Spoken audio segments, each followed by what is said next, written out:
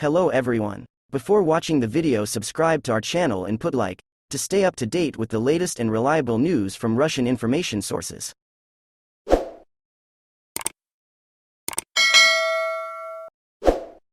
Seoul, November 7th.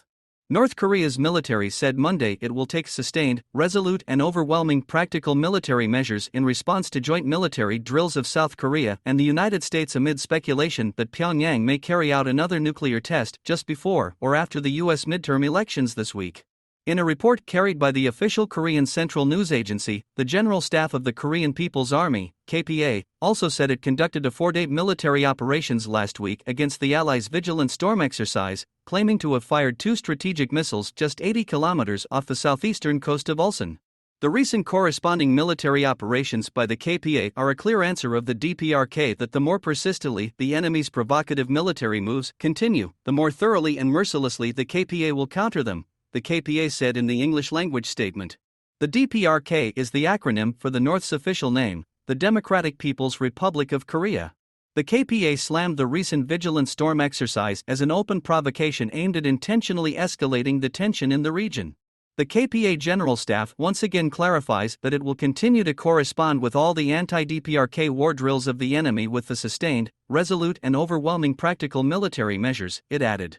On Monday, South Korea kicked off its annual computer-simulated Taegyuk training to enhance operational capabilities against North Korean threats. In an unusual move, the KPA gave a detailed account of a set of military operations conducted from November 2nd to 5th. On Wednesday morning, it said missile units in North Pyongyang province fired 4 tactical ballistic missiles loaded with dispersion warheads and underground infiltration warheads at a desert island off the West Sea barrage.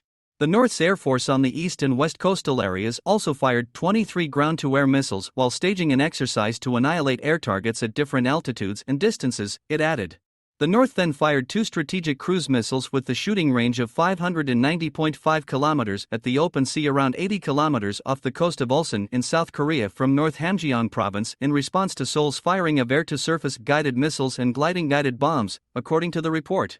The military response came after Pyongyang fired about 24 missiles, including a short-range ballistic missile that landed near South Korea's territorial waters for the first time since the end of the 1950-53 Korean War.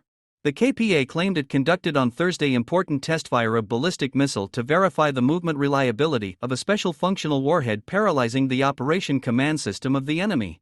The North appears to be referring to its latest launch of an intercontinental ballistic missile, which the South's military presumed to have ended in failure. The report said Pyongyang also fired 5 super-large multiple launch missiles and tactical ballistic missiles of various missions and 46 long-range multiple launch missiles into the East Sea. On Friday, it staged a large-scale all-out combat sortie operation of the Air Force for 3 hours and 47 minutes involving around 500 fighters, and fired 2 tactical ballistic missiles as well as 2 super-large multiple launch missiles the following day, according to the report. Seoul and Washington staged a large-scale combined air exercise from Monday through Saturday involving hundreds of military aircraft, including stealth fighter jets and 2 B-1B supersonic bombers. In protest, the North fired more than 30 missiles into the East Sea and the Yellow Sea last week alone.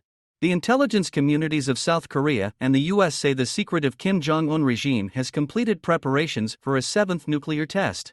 They say it may choose an exact timing in consideration of the U.S. midterm elections, slated to be held Tuesday, in a bid to maximize the effects of the experiment.